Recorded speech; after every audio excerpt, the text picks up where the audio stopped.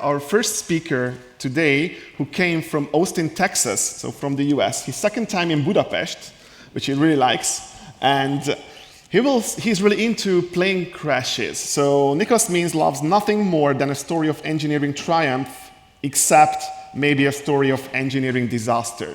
So if you are into disasters, this will be your half an hour. Please welcome on stage with a huge applause, Nickolas Means.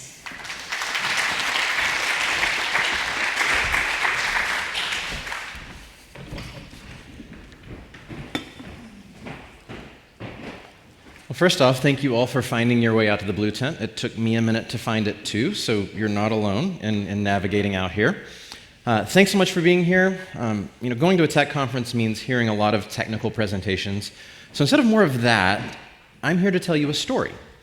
And I'd like to invite you just to sit back and listen, and I promise you'll learn something that'll be useful for your day-to-day work by the end of it. But just sit back and listen and enjoy the story. Like Daniel said, my name is Nickolas Means, and I lead engineering at SYM, where we're building access workflows for developers. We let your team describe complex access permission workflows using simple Terraform and Python code primitives. So SYM lets you manage access requests via Slack, even allow engineers to conditionally self-approve their own access, all with streaming audit logs and configuration stored in Git right alongside the rest of your infrastructure code.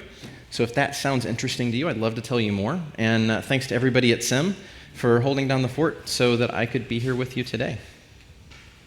Now, before I dive in, a little bit of a content warning.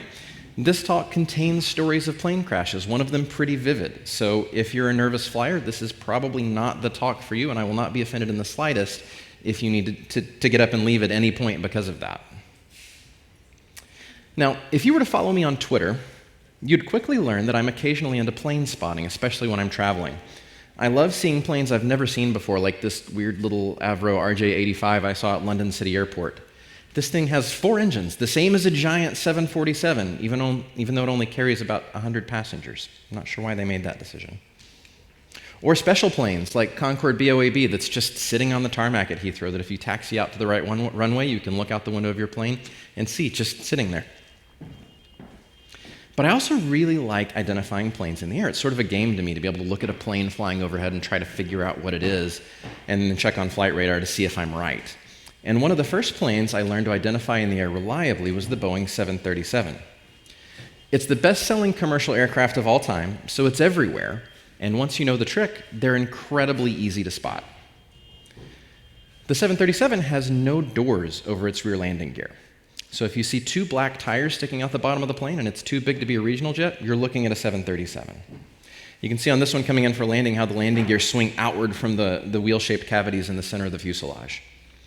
So why are we talking about plane spotting? Well, there's an interesting reason that the 737 doesn't have rear landing gear doors. 737 was launched by Boeing in 1967, 55 years ago. Commercial aviation was still new, and airlines wanted access to markets beyond the big cities with their big, glitzy airports. That meant flying into smaller airfields that might not have jet bridges, might not have baggage handling equipment. And because of that, the 737 was built low to the ground so that ground crews could load and unload baggage without a baggage conveyor or even a step stool. And that low clearance is why the 737 doesn't have rear landing gear doors. There's just not room for them. And that lack of ground clearance has everything to do with the problems with the 737 MAX. Now, we got the first hint that there was a problem with the 737 MAX with the crash of Lion Air 610 off the coast of Indonesia on October 29th, 2018. This is the Boeing 737 MAX 8, registration PKLQP, that would operate Lion Air 610 on October 29th, 2018. In this picture, the plane is at Boeing's Everett, Washington delivery facility, just before it left on its final delivery voyage to Indonesia. And so if you do the math, that means that this aircraft was just over 2 months old on the day of the accident. If you were to fly on this plane, it would have still had a new plane smell. You would have been able to smell how new it was.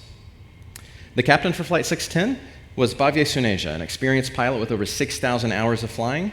And in the right seat was Harvino, who went by just the one name, a fairly common practice in Indonesia. Another experienced pilot who had almost as many hours as Suneja, so it's an experienced flight crew. And Flight 610 was scheduled domestic service from Jakarta to Pangkal Pinang in Indonesia, departing at 6:20 in the morning and arriving about 50 minutes later. Now, the easiest way to tell the story of Lion Air 610 is through data. This is the transcription of telemetry data from the flight data recorder from the Indonesian NTSC's accident report for Lion Air 610. And though you can't see it just from glancing at it, it tells a really clear story. So let's walk through it. First, to get you oriented, the timestamps here at the bottom are all helpfully 1 minute and 19 seconds apart. For some reason, they divided the flight into 10 equal segments instead of putting marks at each minute. Let me give you some more legible labels so we can make sense of what all this data is and so that you can read it from out there in the crowd. And let's start with the moment that the plane gets airborne. Now, there's a couple of things here that immediately indicate that this plane's got a problem. First, as soon as the plane is in the air, the pilot's stick shaker starts shaking. Now, this is exactly what it sounds like. It's a vibration motor attached to the yoke of the aircraft, and it's the most urgent warning device on the flight deck. It's there to really get the pilot's attention when there's something dire wrong with the plane. And in this case, it's trying to tell the pilot that the plane is about to stall. Now, in this context, stall has nothing to do with the engines. It's referring to the wings and their ability to generate lift. When a wing is moving too slowly or at too steep an angle through the air, it develops these vortices on top of the wing, and that disrupts the smooth flow of air over the top of the wing, and this causes the wing to stop producing lift. Obviously a bad thing in an airplane. So when the plane senses that this is at risk of happening, it kicks on the stick shaker. But this plane is just lifted off the ground, and it's climbing smoothly. Why does the plane think it's about to stall? Even stranger, why is it only the pilot's stick shaker that's gone on?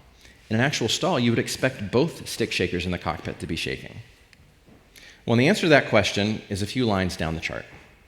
The angle of attack indicated on the pilot's sensor is 20 degrees greater than the co-pilot's. They disagree. Now, what is the angle of attack sensor? The angle of attack is the angle at which the plane is moving through the air. And the interesting thing is that it doesn't always follow the nose of the plane. Approaching a stall, the nose could be pointing up, but the plane actually moving more parallel to the ground. The plane senses angle of attack with a vane on the side of the plane, which you can see here, that the air flowing past the aircraft causes to go up and down as it flows past. And there's a vane on each side of the plane feeding the instruments on that side of the aircraft.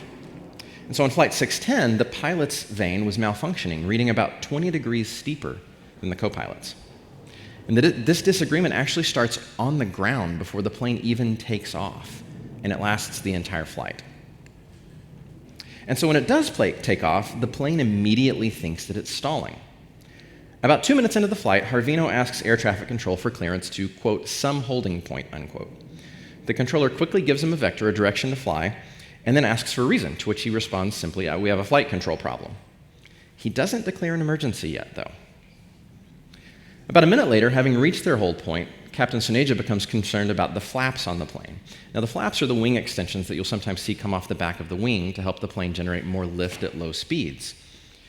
He'd been ignoring them, but now he notices that the plane is going too fast to have the flaps extended, and so he retracts them. Almost immediately, the plane plunges a little over 200 meters, uncommanded. Soneja finds himself pulling back on a suddenly very heavy yoke, and he thinks to himself, I know what's going on here. My plane's out of trim. And sure enough, there's a major nose-down change in trim reflected in the data. So, what is trim? Let's take a look at the tail of the 737. At the back of the plane is this sort of mini-wing called the horizontal stabilizer. At the back of the horizontal stabilizer, pointed by that arrow there, you can see the elevator. The elevator is what makes the plane go up and down when the pilot pushes or pulls on the yoke. But if you think about the climb phase or the descent phase of a flight, it would be really exhausting for the pilot to sit there and have to pull on the yoke the whole time to get the plane up to cruising altitude. And that's where trim comes in. If you look at the front of the horizontal stabilizer here, you can see there's a metal track. This entire horizontal stabilizer, the whole mini wing, can angle up or down. This is what trim adjusts. You can think of it like cruise control for the climb and descent phase of a flight. When you know you want the plane to go up for a long time, you trim it at an upwards altitude so you don't have to sit there pulling back on the yoke the whole time. Now, for some reason, this plane's auto trim had made a pretty dramatic adjustment to pitch the nose of the plane down, seen here in yellow. Soneja quickly provides a manual trim adjustment in blue to pull the nose back up. But a few seconds later, auto trim kicks in to pitch the plane right back down. Now, there's an unwritten rule in aviation. When you make a change to the configuration of a plane and something that you don't expect happens, the first thing you do is undo that change to see if it fixes the problem. And so that's what Captain Synasia does. He doesn't understand why auto trim is kicking in, but he extends the flaps again and hopes that the auto trim will stop doing whatever it's doing. And it does. There are a few routine adjustments, but no more dramatic drops. And so they fly that way for a bit, but Captain Synasia gets worried again. At this point, he's still intending on completing the flight to Phnom Penh, and he knows he can't do that with his flaps extended. And so he retracts them again. And almost immediately, he's back to fighting the auto trim again. Now, about this time, Harvino asks air traffic control for a return to Jakarta. The return's granted, but there's a few things that are strange about this. First, Harvino still doesn't declare an emergency. He's still acting like this is a normal flight, despite requesting the return. Second, the controller also doesn't ask Harvino if he would like to declare an emergency. Instead of getting other planes out of the way and letting 610 focus on just trying to get back to Jakarta, he has to keep giving them turns that they have to make around other traffic in the area, and that makes the job Synasia's doing to try to keep the plane in the air that much more complicated. Synasia would keep fighting the plane for the next 6 minutes, while Harvino scoured the flight manual for something, anything that might explain what was going on and how to fix it. For every auto trim activation, which you can see here in yellow, Synasia counters with a manual trim adjustment the other direction, which you can see here in blue. And the trim, despite oscillating up and down, would average out to about even over this entire segment of flight. You can see how if you drew a straight line right down the middle of that graph, it would be straight. You get roughly equal inputs up and down from the trim. And altitude's the same. Synasia was having to fight like hell, and it would have been terrifying to be in the back of the plane with it climbing and diving in 30 to 60 meter bursts, but he's keeping the plane more or less at 1,500 meters of altitude. And so finally, not sure what else to do with the beleaguered plane, Synasia hands the controls over to Harvino so he can dig through the flight manuals himself. But he's so flustered that he neglects to tell Harvino what he's been doing to keep the plane in the air. So the auto trim continues to activate. Harvino, you can see here, counters with a few short bursts of manual trim adjustment, but not nearly enough to counter what the auto trim is doing. And in less than a minute, the plane has reached maximum nose-down trim. Now, at this point, Harvino is heard on the cockpit voice recorder reciting a verse from the Quran, asking God for a miracle. Synasia is pulling back on the yoke as hard as he can to try to pull the plane out of the dive. But it's too late. Flight 610 plunged 1,500 meters in 15 seconds, hitting the water at over 1,100 kilometers an hour and killing all 189 people on board. It was an absolute tragedy. The world understandably wanted to know what happened, but other airlines flying the 737 MAX, now they needed to know what happened, and if it could happen to their brand new 737 MAXs as well. And so 8 days later, Boeing would send its first message to plane operators, but it doesn't say much, basically just that the early information about Lion Air 610 indicated there was an uncommanded nose-down trim as a result of a malfunctioning angle of attack sensor. Now, the only problem with this was there was no documented system on the 737 where an angle of attack sensor could trigger nose-down trim at all, malfunctioning or not. And this bulletin didn't clear anything up about that. Boeing got so many questions from operators that 4 days later, they sent out another operator message. This message contains the first public acknowledgement of the now infamous Maneuvering Characteristics Augmentation System, or MCAS. This was the system responsible for the uncommanded trim on Lion Air 610, and if you followed the 737 MAX story at all, you've probably at least heard of MCAS. Now, what is MCAS? Well, to understand that, we need to talk a little bit about the 737's engines.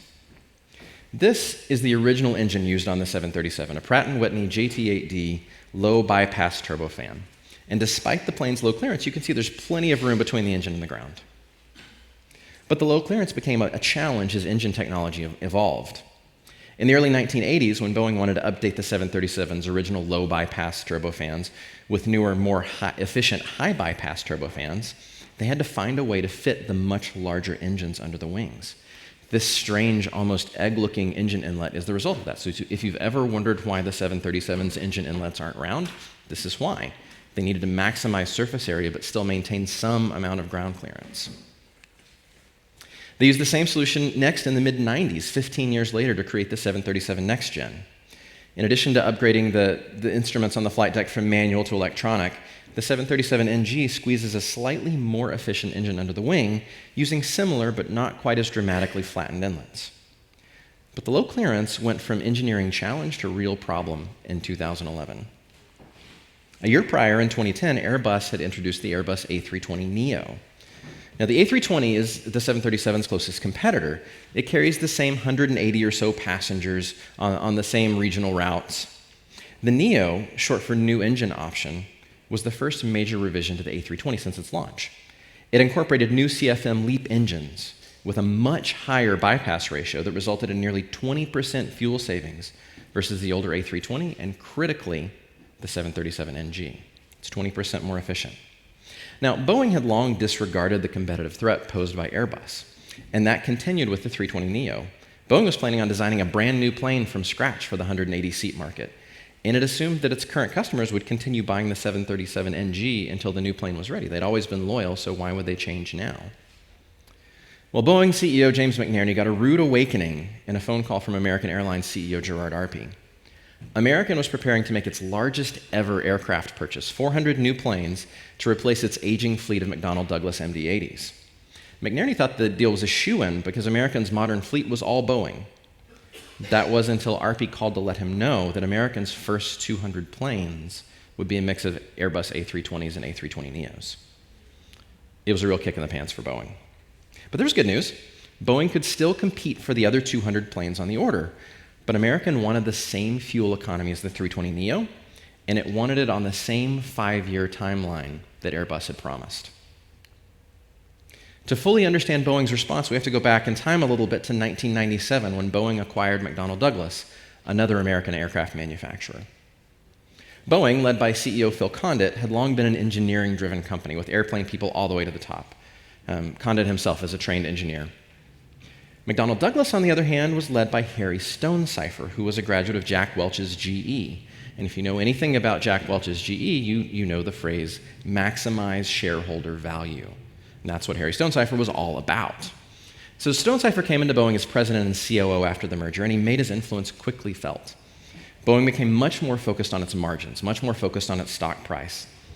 Stonecipher also convinced Condit and the board to move Boeing headquarters from Seattle to Chicago, and he did this as a means of culture change, to give the executives making business decisions some insulation from the engineers in Seattle who might object to those decisions. When Condit resigned as CEO in 2003 with Stonecipher taking over, Stonecipher had this to say in an interview. When people say I changed the culture of Boeing, that was the intent, so that it's run like a business rather than a great engineering firm. Now, this sounds innocuous on the surface, right? But this culture change had resulted in a growing win-at-all-costs environment inside of Boeing. Condit's resignation was actually a result of this, forced out by stolen competitor documents and violations of government procurement laws that happened on his watch. McNerney, who took over from Stonecipher in 2005 after Stonecipher's own ethical lapse, was cut from the same GE cloth. And with Boeing's 787 Dreamliner project suffering from manufacturing delays and battery problems, the 737 was really the only plane Boeing was delivering in the early 2010s. Boeing stock was already down because of the problems with the 787. Americans' threatened defection to Airbus would drag it even lower, and it might inspire other airlines to do the same. And McNerney wasn't about to let that happen. So 3 months later, the 737 MAX was born. Designing it was a frantic project inside Boeing, with engineers working at double their normal pace. Boeing made some aerodynamic improvements and spec'd the exact same CFM LEAP engines as the 320neo, matching it on fuel efficiency. And it worked. American ordered 737 MAXs to fill the rest of its order, but with one condition. The MAX had to be type-rated with the 737NG, meaning pilots who were already qualified to fly the NG wouldn't have to do expensive simulator training to be able to fly the MAX. Southwest Airlines, the largest operator of 737s in the world, placed an order with the same condition, but they made it even stronger. They insisted on a $1 million rebate per plane if it turned out that pilots needed simulator training to fly it. Now, CFM LEAP engines get their efficiency from a higher bypass ratio, and what that means is more space around the compressor core of the engine for air to flow around it, and that means that CFM LEAP engines are bigger, a lot bigger.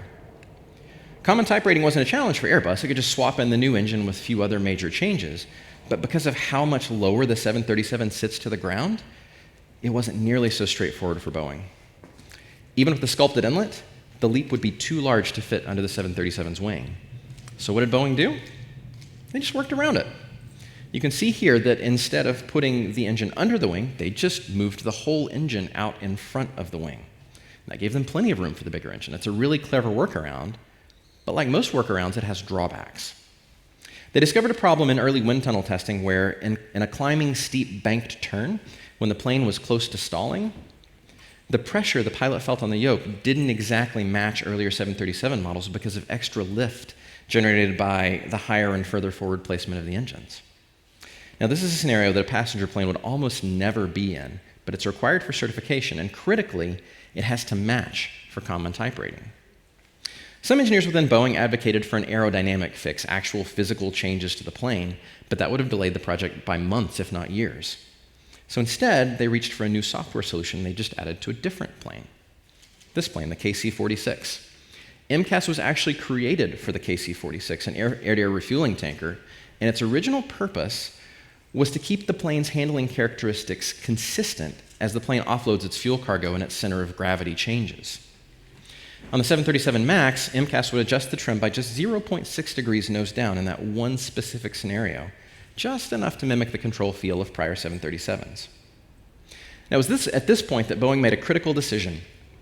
The U.S. Federal Aviation Administration, the body responsible for certifying new aircraft, has long delegated non-critical parts of airplane certification to employees of the manufacturers themselves so that it can focus its scarce resources on digging into safety-critical systems.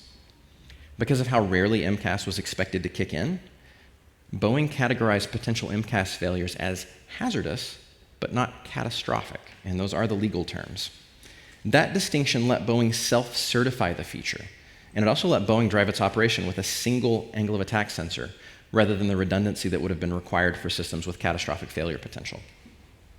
But Boeing's test pilots would find another problem with the 737 once they got it into the air. Now, we talked earlier about stalls when the wing of the plane loses lift. In previous versions of the 737, low-speed stalls are a pretty dramatic event. There's lots of buffeting vibration, and the nose of the plane quickly drops 30 degrees as the plane stalls. When the MAX stalled, though, because of how much power and how far forward these engines are, you would still get a little bit of buffeting, but then the nose of the plane would just ever so gently tip down 10 degrees.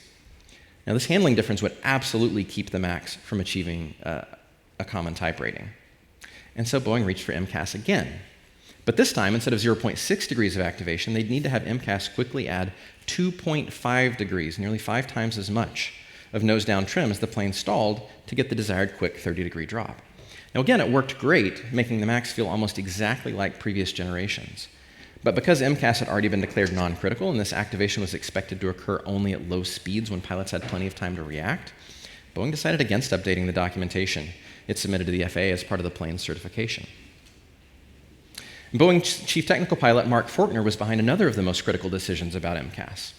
Facing lots of pressure from company leadership around type rating, he suggested that MCAS be intentionally omitted from the 737 MAX manual with the logic that it operated in the background along with other automatic trim adjustments, and pilots would never need to manually directly interact with MCAS. Now, the FAA agreed with this logic and allowed the admission, but the FAA's agreement didn't take the new low-speed stall scenario into account because, again, Boeing hadn't updated the safety analysis. And something seemingly nobody took into account was the possibility of MCAS activating repeatedly like this. The maximum adjustment of the 737's trim is 4.7 degrees. So if you do the math, it would take just 2 MCAS activations to get the plane to maximum nose-down trim if the pilot doesn't counter it with a manual adjustment. What's more, MCAS would pause only 5 seconds after a manual adjustment before activating again. All of Boeing's analysis was based on a single activation, and it assumed a pilot would be able to spot and address an erroneous activation in 3 seconds. And the reason for that assumption is that MCAS activation is remarkably similar to another problem that pilots drill for, runaway trim. Now, in a runaway trim situation, the auto trim of the plane starts adjusting trim to one extreme and it doesn't stop. When this happens, these 2 wheels start spinning. These are the manual trim adjustment wheels, and they have the white markings on them specifically so that it is obvious that they're spinning. They'd spin about 40 times in a 2.5 degree MCAS activation, and even more in a runaway trim scenario. When this happens, recovery should be straightforward. First, the pilot turns off the 2 stabilizer trim cutout switches, disabling the electrical stabilizer trim of the plane and reverting it to complete manual control. Second, the pilot just pulls back on the yoke to get the plane flying level again. And third, the pilot uses the manual trim wheels to set the plane back into trim for level flight and gradually releases their pressure on the yoke. We know Captain Soneja had a trim problem on Lion Air 610, knew he had a trim problem on Lion Air 610, because he repeatedly counters the MCAS's nose-down adjustments with manual nose-up trim. So why didn't he or the co-pilot hit the stab trim cutout switches? Well, pilot and aviation journalist William Langewiesche argues in his New York Times Magazine article that it comes down to pilot training. Specifically because of the rapid rise of global aviation, there are more flight decks to fill today than pilots to fill them. And so airlines like Lion Air have had to scale up their own pilot training academies and train pilots in a hurry just to try and keep up with growth. Langewiesche's assertion is that if pilots trained this quickly learn by rote rather than experience and graduate knowing how to do the steps to fly a plane, but not what to do when things go out of certain narrowly defined situations. The stunning 95% graduation rate of Lion Air's training academy would back up this assertion of lack of rigorous training. As would the fact that Indonesia, with one of the fastest growing aviation sectors in the world, has 15 times more passenger fatalities per million flights than the global average. Now, the global average is incredibly low, so this is still a very small number, but it's a notable difference. And so the theory goes that because the situation presenting itself to Soneja and Harvino didn't precisely match anything they'd been trained in, because MCAS pulsed on and off rather than being a consistent activation like runaway trim, they didn't have the base aviation knowledge or instincts or pattern matching to know what to do. The situation would repeat itself less than 5 months later on Ethiopian Airlines Flight 302. Now, notably, this is after Boeing published the bulletins on MCAS, so the pilots would have been fully aware. Again, a malfunctioning angle of attack sensor meant the pilot's stick shaker was operating the whole flight, and MCAS kicked in as soon as the pilots retracted flaps. The Ethiopian pilots, though, actually hit the stabilizer trim cutout switches, but they had to turn electric trim back on because there was too much aerodynamic force on the horizontal stabilizer for them to be able to manually adjust trim using the trim wheels. As soon as they turned it back on, MCAS kicked in again, and they crashed shortly thereafter, again killing everybody on board. This second crash led to the worldwide grounding of the 737 MAX fleet, and scenes like this of undelivered 737 MAX planes parked at the Boeing plant in Renton, Washington. So why did this happen? Was it Boeing's fault for the way they added MCAS to the 737 MAX? Or the FAA's fault for not more closely certifying it? Was it the pilot's fault for not recognizing and recovering from the MCAS problem? Or does it go all the way back to the Boeing-Douglas merger and the resulting culture change at Boeing? Well, in her fantastic book, Thinking in Systems, Donella Meadows gives us some great tools to pick this situation apart using systems thinking. In the book, Meadows introduces the concepts of stocks and flows. Now, stocks are the foundational units of a system, the things that you can count or measure. They move slowly, taking time to react to changes in the system. Flows are the things that can increase or decrease these stocks. You can think of a stock something like a reservoir. There are some flows like rain and snowmelt that increase the water level in a reservoir, and other flows like evaporation and usage that decrease it. And then there are feedback loops like droughts and conservation programs that affect the rate of flows in the system. The modeling rabbit hole can go pretty deep, so I'll keep this as simple as I can. The stock we're going to consider in this system today is safety. It's hard to quantify, but the reservoir analogy sort of makes sense in that there's things that make safety in the system go up and down. So let's add those. These clouds are the boundaries of our system. We're not going to think about where safety actually comes from and where it actually goes to, because that's a really complicated philosophical exercise. But instead, we're going to evaluate what affects the rate of increase and decrease of safety in the system. And this is because rather than being static one-time events, the things that affect safety in a system tend to be things that have cumulative ongoing effects. We're never going to be able to get rid of everything that decreases safety in the system, so the goal is to keep the rate of increase high enough to make up for the decrease. Now let's start with pilot training. We know that the desire to preserve safety in the system positively drives the quality of pilot training, and that quality pilot training increases flow of safety into the system. But we also know that increasing safety of air travel has been a major factor in increasing the amount of air travel that people do. And more air travel means more pilots are needed, and that demand for pilots negatively impacts training quality, driving a decrease in safety. The increased amount of travel also increased the number of planes needed by airlines every year. And this has a few effects. First, it has a positive influence on the rate of technological advance because more planes sold makes it easier to recoup those investments. And by and large, those advances have a positive effect on the rate of safety in the system. The increasing number of planes needed also created an economic environment ripe for consolidation, because there were opportunities for cost savings in volume. This consolidation caused dilution of the Boeing culture of engineering excellence, and the level of safety in the system contributed to it, making it feel safe to dial back engineering excellence just a little bit in the name of profit. And we know from earlier that this drove a decrease in safety. And third, the increase in planes needed in the market increased competitive pressure. Boeing had to play catch up with Airbus. That put pressure on Boeing to increase design speed, and again, they felt safe doing this because of the safety already in the system. But we know this reduced design quality, and that in turn decreased the safety of the system. And finally, from a regulatory perspective, the amount of safety in the system made it possible for the US Congress to tell the FAA to increase the amount of certification delegation that it was doing. That meant, among other things, missing the change to MCAS, clearly decreasing safety. Now, if you look carefully, every feedback loop in this system is rooted in the safety already in the system. So what does that mean? That the safety in the system caused the problems with the 737 MAX? Well, actually, yes, in a way. In the Intro to Thinking in Systems, Dr. Meadows says everyone or everything in a system can act dutifully and rationally, yet all of these well-meaning actions too often add up to a perfectly terrible result. And that's what happened here. Every actor in the system, buoyed by the safety of modern aviation, borrowed a little bit from safety to optimize something else, profit, speed to market. Nobody at Boeing or the FAA set out to create an unsafe airplane. But the growing infrequency of aviation accidents caused them to lose perspective, and the cumulative effect of their actions was tragedy. So what should we as software practitioners take away from this? Well, given that we're at a technical conference, it's likely that many of us have some familiarity in thinking in systems already. But we're also busy. How often do we actually make the time to stop and think holistically about any of the complex socio-technical systems around us to really understand the behavior that we're seeing? We so often unintentionally shortcut our way through understanding the full system, focusing instead on individual problems and single feedback loops. And when we do this, we risk missing the broader reasons that something's happening, or even introducing negative side effects we never intended. And that's what I want to leave you with today.